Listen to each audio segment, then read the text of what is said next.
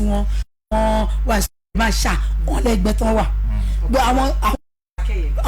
akẹ́yẹ wà sí wa àwọn 60 plus so wọ́n bí fi arọ́bayọ̀ àwọn 40 wọn lẹ́gbẹ́ lẹ́yẹ àwọn 30 gbẹ́ wọn sì dé ẹ̀ngúrùmù wọn lọ́wọ́ so Yorùbá wọn máa ní ẹni tó bá lẹ́gbẹ́ yẹ kò lè lẹ́gbẹ́ ó máa ń wọ́n kó jẹ́ pé ẹgbẹ́ kan kò léèyàn máa wà kí wàá ní wọ́n wá youth wa sọ àwa youth àwọn ọmọ kéékèèké àwa ọ̀dọ́ ìwòyí wípé kò sí bó ṣe lè burú kó wà tó ẹgbẹ́ bá gbélé lẹ́gbẹ́ òṣèlú ó lè pé 10 ó lè pógún ṣe wípé téèyàn méjì máa ń jà tá a mẹ́kẹ́ ẹnìkan ló padà káwé olúborí bẹ́ẹ̀ ni o ṣùgbọ́n ju gbogbo ẹ̀ lọ tí nǹkan gbogbo wọn ní àsìkò yẹn dẹ̀rẹ́ kankan náà ni wọ́n máa ń sábà fi ń lógo àmúrọ̀rùn wá ìlú àdá tọ́lọ́mbà ti wá jẹ́ wípé ẹgbẹ́ èmi ṣe àbí tí wọ́n ṣe tó bá ti jáwé olúborí ẹ jẹ́ ká wá fi ọwọ́ wọnú ká wá wípé nǹkan tí ń sọ pé kọ́rọ̀nù dé lélẹ́nu máa lóhun akọ́rọ̀nù dé kí wá lóde tá àwa para wa wípé ìlà fẹ́ iṣẹ́ àṣewé ilé ìwòsàn gbogbo nǹkan dẹrùn gbogbo wọn amáyédẹrùn tí gbogbo ìjọ nípa àwọn ìjọ fẹ́ fún wa yẹn ẹni tó bá ti wá já lọ́wọ́ ẹ jẹ́ kí wá ṣe kí ni ká kọ́ ọmọ olùgbọ́ ká wá wọ́pọ̀ ká wá jọ gbárùkù tí nígbà òkúkú jẹ́ pé àkúkú nígbà bá ti gbárùkù tí àbá rẹ̀ kẹ́ tá a dá ẹ̀ sí tá a jọ ṣe tá a ti ń wo bó ṣe lọ kí gbogbo ọdún 4 tó bá ṣe tán fúnra rẹ̀ wọ́n ní pé akèrègbè níwájú òbí tó máa fokùn sí òun bẹ́ẹ̀ ni ìjà kò sí ta ẹ jẹ́ ká máa ṣe bá a ṣe ń ṣe ẹ má gbàgbé o wípé gbogbo nǹkan tẹ́ ẹ̀ ń rí ogún òbí mi báwa jẹ́ ká jẹ́ pé wọ́n sọ wá di pé ká di orógbó tí mò ń kú sórí lọ́rọ̀ ẹ má jẹ́ ká máa ní afẹ́ yọgi ní yọgi o ìbò wa ló máa sọ̀rọ̀ fún wa ti sọ̀rọ̀ nìyẹn ẹgbàrúkú tí wọ́n lẹ́yìn ọdún 4 àtúnṣe bẹ́ẹ̀ ni ara wa la máa sọ lágbájá báyìí ni torí pa àmọ́ ó ṣe ó ṣe ọ̀gá gba báyìí ẹlòmíì wọlé kò rújú kò gbà kínní gbogbo wọn pátápátá láàárín èmi àti yín tó bá jẹ́ pé lóòótọ́ nǹkan ẹyọ kan wà là ń jáde lórí torí pa àdé wa torí ìfẹ́ yẹn ẹ jẹ́ fi ìfẹ́ yẹn ká fi ṣe gbàǹtọ́ lọ ń gbé wa lọ́wọ́ ká lọ ń pín fún wa ká wá fi sùúrù ṣe wa pátápátá láti jọ ń gbàdúrà mọdòmọdò yìí àjọ máa ṣe ni o àwa ń yọ à ń yọ̀bẹ à ń sọ̀rọ̀ àlùfàǹṣá à ń dá aláàlẹ́ kò sí nǹkan tó fẹ́ tún ṣe ẹ̀jẹ̀ gbárùkù níbi tọ́lọ́run wá sí ló já sí lọ́wọ́ yìí ká ṣe ni kí òwú àkàjọ kọ́ ọmọ olùbọ́ nǹkan ẹyọ kan ni gbogbo wa ń jà sí kó lè dáa ní Nàìjíríà máa ẹ wò ó ń bọ̀. láyé ayé yìí kò ṣe dágbé àgbáyé lọ́fọwọ́ ọ̀pọ̀ ló tán àgàn láyé ilé ayé yìí kò ṣe dágbé.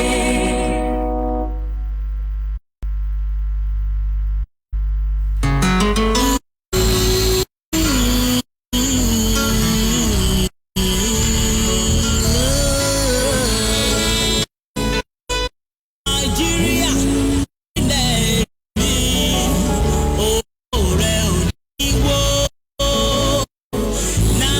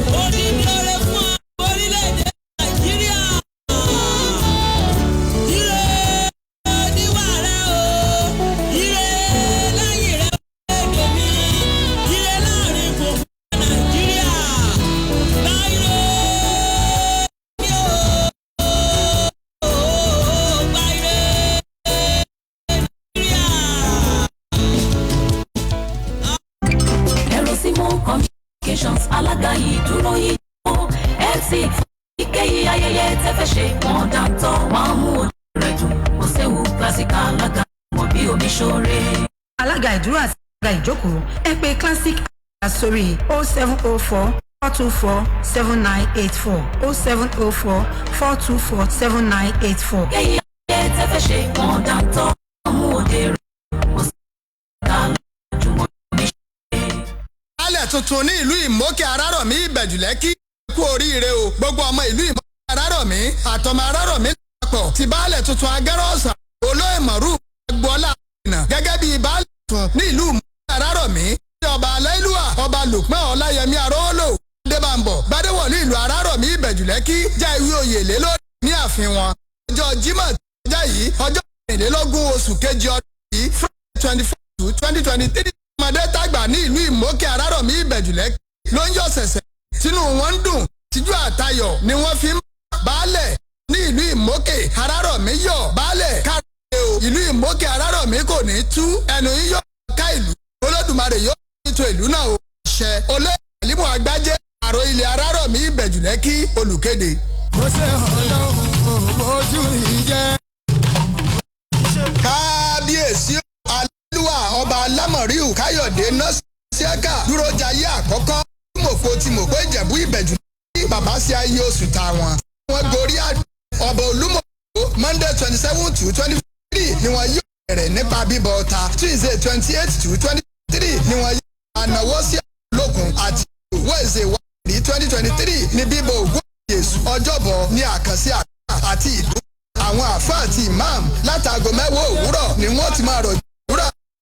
2023 ní ọjọ́ Jímọ̀ yìí gan ni Olúmọ̀kó Ògún wà lórí ìtẹ́ àwọn baba ńlá wọn láti máa gba àwọn èèyàn kàǹkàǹkàn yàn lálejò Alhaji Sulaiman Aládékúnlé Àìkà Màndíbà Fújì ni ó máa lùlù fún tọ́ba ti jò ààrẹ amúlùdùn ilẹ̀ Ìbẹ̀jú ó ṣẹlẹ́ńkẹ́jọ ni ó máa tukọ̀ ètò ẹ wá bá wa ṣayẹyẹ oṣù ta Olúmọ̀kó ti Mòkó ọmọ igi mẹ́ta Ìbẹ̀jú ìkànsowó ìkànsó tàlárí bàbá sọ kẹ́ẹ̀pẹ́ o Honourable Isiaka Ọlátúnjí Yusuf youngest aka Iyọ̀ ìgbẹ́jà alága ìjọba ìbílẹ̀ Ìbẹ̀jùlẹ́kì àwọn ló ní k'Olúmọ̀kó pẹ́ o. Rosimos catering ọ̀gá ni wọ́n jẹ́ ìkéyìí ayẹyẹ tẹ́fẹ́ ṣe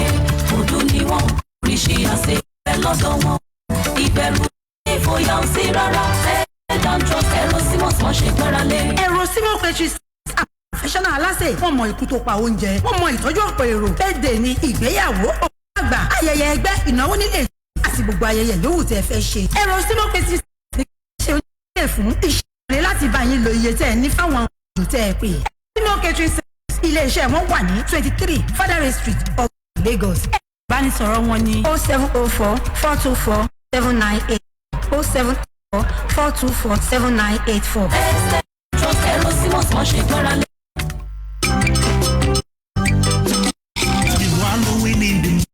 If you must seek help, let it be from God. Help comes from above, not abroad. He will turn things around with his word. Bẹ́ẹ̀kẹ́ kò sí ibi tí máa sá lọ. Ilé àbọ̀ sí mi oko. Àwọn ọ̀bàlújẹ́ ẹsẹ̀ fẹ́. Àwọn jẹ́ máa dẹ̀ wọ́n. Kọ́gọ́kọ́gọ́ àgògò ń dùn kọ́kọ́. Àwọn akọ́sí ilé ta. Èdùmàrè máa lé síta. Já sí gbogbo wọn ṣá ló sì máa dẹran. Orí máa sọ nílẹ̀. If you believe, let me see your hands up.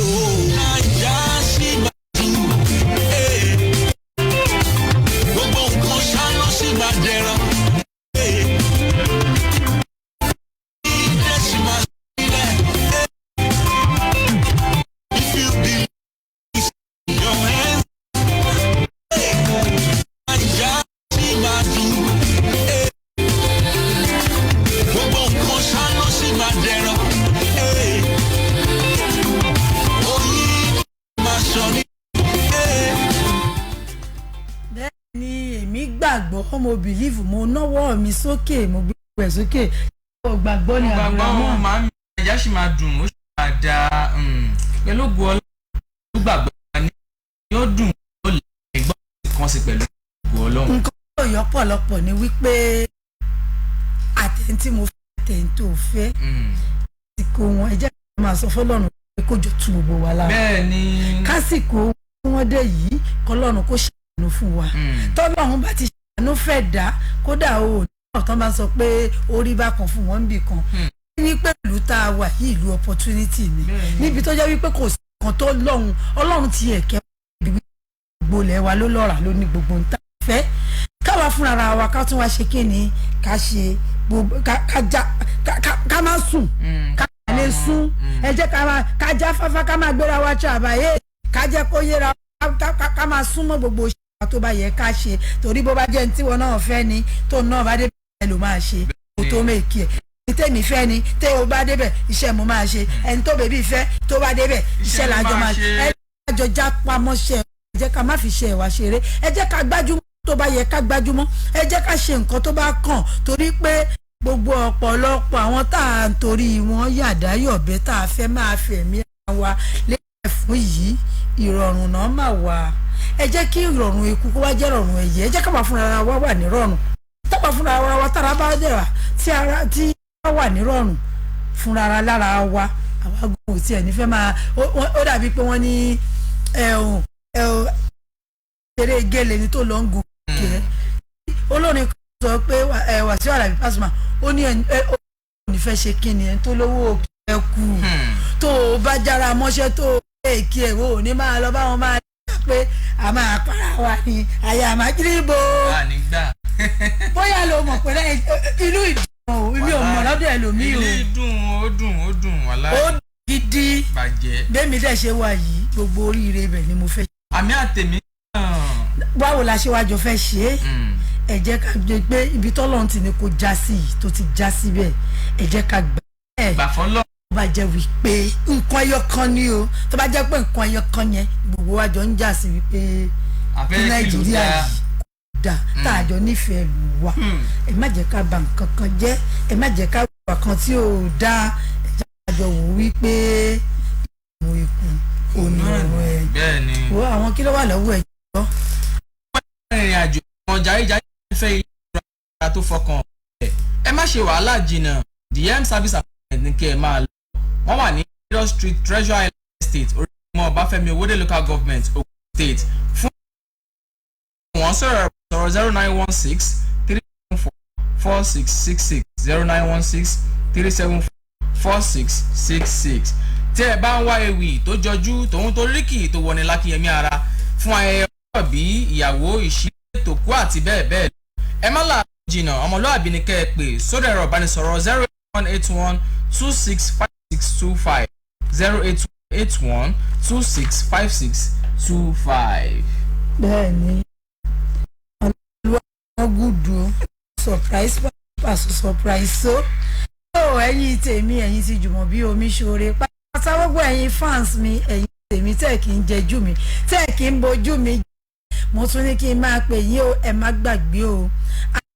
oṣù tá a wà báyìí àti Ṣàbán àti tẹ́ bá kàlẹ́ ní èjì ẹ̀ta ẹ̀rin Ṣàbán máa pé méje tó bá dìrọ̀lẹ́ òní bó ṣe ń lọ rẹ̀ ti kẹ́ ọkàn ní aṣẹ́wó Ṣàbán yìí pé 30 ẹ̀dá pé tó ń bá ti pé 29 lọ mú un kúrò tá a bá sinmi ọjọ́ kan báyìí wọ́n bá yí Ramadan dé. ẹsẹ̀kẹsẹ̀. ẹ̀yin tí ó sá ẹ má gbàgbé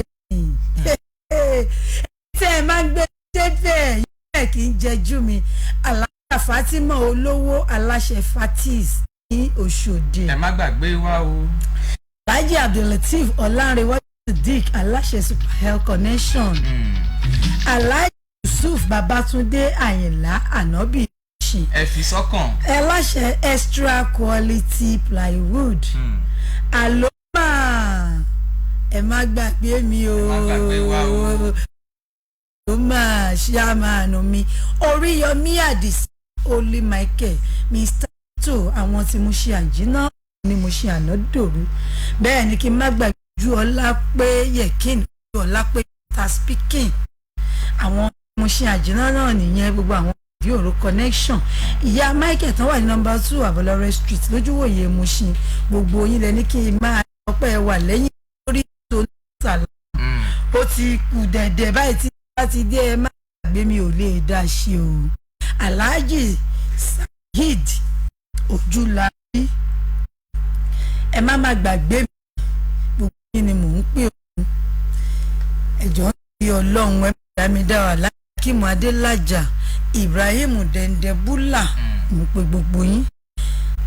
Alhaji Abímbọ́lá Adénúgà aláṣẹ àti olùdarí Nuga First ìyẹn Arnold of Nako bẹ́ẹ̀ ni kí n má gbé Gbẹ̀ngà Nako ìjọba Fáráò owó bàbá Ọmọgbọ́lá hàn small but mighty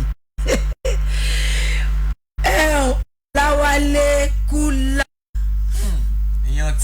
èèyàn ti ya olórí ọ̀dọ́ gbogbo ìjọra kìíní ó ní tí máa ń ṣe é fún mi ti ń bọ̀ o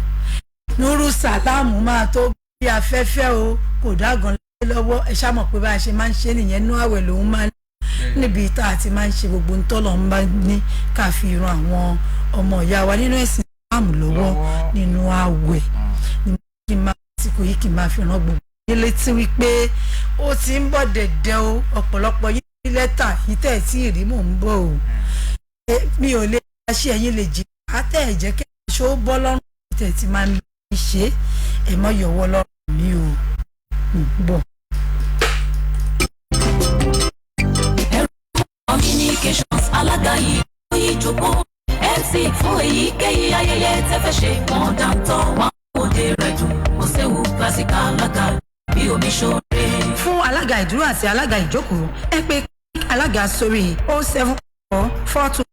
7984 704 424 7984. èyí ayẹyẹ ṣe wọ́n tọ́ wọn mú òde rẹ̀ dùn ó séwu classic alága Jumobi Omisore. Erosimos catering ọ̀gá ni wọ́n jẹ́ èyíkéyìí ayẹyẹ tẹ́ ṣe dùn ní wọn ìṣe àṣepẹ́ lọ́dọ̀ wọn ìbẹ̀rù ní ìfòyà ò sí rárá tested and trusted tí wọ́n sọ ṣe gbára lé. Erosimos service àwọn professional aláṣẹ wọ́n mọ ikú tó pa oúnjẹ wọ́n mọ ìtọ́jú ọ̀pọ̀ èrò bẹ́ẹ̀dẹ̀ ní ìgbéyàwó àgbà ayẹyẹ ìnáwó nílé ìjọsìn àti gbogbo ayẹyẹ yòówù tẹ́ fẹ́ ṣe. Erosimos catering ní ká ẹgbẹ́ ṣe oúnjẹ sísè fún iṣẹ́ wọn ni láti bá yín lo iye tẹ́ ẹ ní fáwọn àlejò ẹ̀ pé. Simoke ilé iṣẹ́ wọn wà ní 23 Federal Street Lagos. Ẹ̀rọ ìbánisọ̀rọ̀ wọn ní 0704 424 7984 0704 424 7984. ẹsẹ̀ trust Erosimos ṣe gbára lé.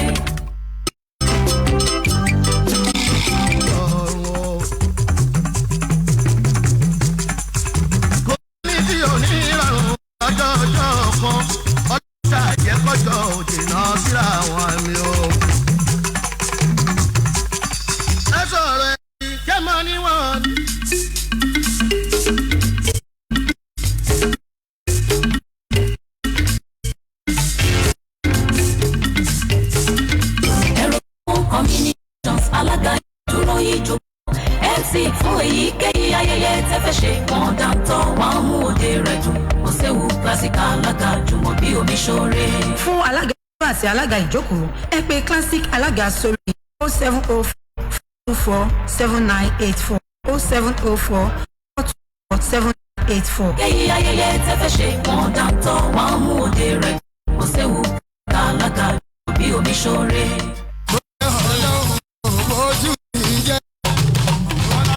Káyèsí o alámọ̀lù Nasiru ẹ̀ka dúró jà àkọ́kọ́ Olúmọ̀fó ti mọ̀ pé Ìjẹ̀bú Ìbẹ̀jùlẹ́kì bàbá sí ayé oṣù tàwọn tí wọ́n gorí àpèrè ọba Olúmọ̀fó Monday 27/2/2023 ni wọ́n yóò bẹ̀rẹ̀ nípa ọ̀tà Tuesday 28/2/2023 ni wọ́n yóò máa nawọ́ sí àwọn ológun Yòrò Wednesday 1/3/2023 ní bíbọ Ògún àti Èṣù ọjọ́bọ̀ ní àkànṣe àdúrà àti ìdúpẹ́ àwọn àfáà àti imam látago òwúrọ̀ ni wọ́n ti máa rọ̀jò àdúrà Friday 3/3/2023 ní ọjọ́ yìí gan ni Olúmọ̀pọ̀ Ògún wà ìtẹ́ àwọn baba ńlá wọn láti máa àwọn èèyàn kàǹkàǹkàn yàn lálejò Ìyájú Sulaiman Aládékúnlé Màndí ni ó máa lùlù láti jòyè tó ààrẹ àmúlùdùn ilẹ̀ ìbẹ̀jù ó ṣẹlẹ́ńkẹ́jọ ni ó máa tukọ̀ ètò ẹ wá bá wa ṣayẹyẹ oṣù olúmọ̀kó tí mo kó ọmọ igi mẹ́ta ìbẹ̀jù ìkànsówó ìkànsóyù ìkàtókùn sàlárì aṣọ kẹ́ẹ̀pẹ́ o honourable prince isiaka olatunji yusuf young aka iyọ̀ ìgbà alága àjọba lẹ́kí lóníkólúmọ̀kó. ẹ̀rọ sí mosque train ọ̀gá ni èyíkéyìí ayé tẹ́ bá fẹ́ ṣe òdì wọn oríṣi àṣẹ ń bẹ lọ́dọ̀ wọn ìbẹ̀rù sí ìfòyà ò sí rárá tested and trust ẹ̀rọ sí mosque wọ́n ṣe gbára lé. ẹ̀rọ símọ́ pẹ̀trí service àwọn professional aláṣẹ wọ́n mọ ikú tó pa oúnjẹ wọ́n mọ ìtọ́jú ọ̀pọ̀ èrò bẹ́ẹ̀dẹ̀ ní ìgbéyàwó òkú àgbà ayẹyẹ ẹgbẹ́ ìnáwó nílé ìjọsìn àti gbogbo ayẹyẹ yòówù tẹ́ fẹ́ ṣe. ẹ̀rọ símọ́ pẹ̀trí service gbéṣẹ́ oúnjẹ sísè fún iṣẹ́ wọn ti bá yín lo iye ní fáwọn àlejò tẹ́ ẹ pè. ẹ̀rọ símọ́ catering service ilé iṣẹ́ wọn wà ní 3 Fadare Street Ọgbà Lagos. ẹ̀rọ ìbánisọ̀rọ̀ wọn ní 07424247984 07044247984. tested and trust ẹ̀rọ sí mosque wọ́n ṣe gbára lé.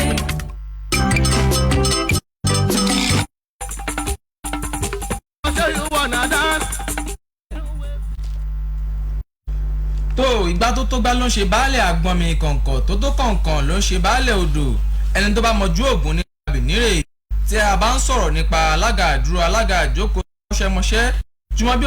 Omisore kí ẹ pè ló kọ́ṣẹ́mọṣẹ́ fún ẹ̀kúnrẹ́ àlàyé fún èyíkéyìí ìgbéyàwó ọmọ yín tó ń bọ̀ lọ́nà ẹgbẹ́ Jumobi Omisore sọ̀rọ̀ bá 0704 442 7984 0704 442 984. so ó àti bára wa sọ̀mọ́ bá tó yẹ ká bára wa sọ lẹ́ni wọ́n ní pé àbọ̀rọ̀ lásán fọmọlúàbí yóò dòdìdì. nígbà tí Abdulrahman pè yẹn kò rí bẹ́ẹ̀ 0704 424 7984 0704 424 7984. Sure, pressure. ilé ayé yìí kò ṣe dágbé àgànláyé ká fọwọ́sowọ́pọ̀ lọ àgànláyé ilé ayé yìí kò ṣe dágbé.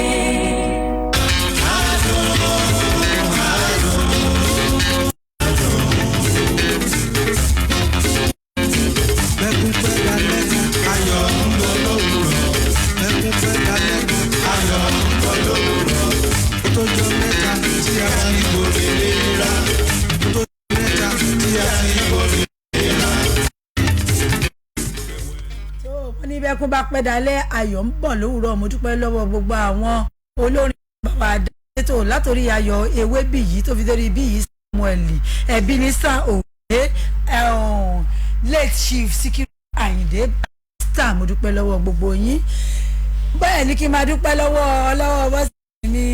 tèní òbẹ́bì Abọ́lájókòó Ọ̀ṣẹ́núgà kò ní jù báyìí lọ lórí ètò àwòkọ́ pàṣẹ gà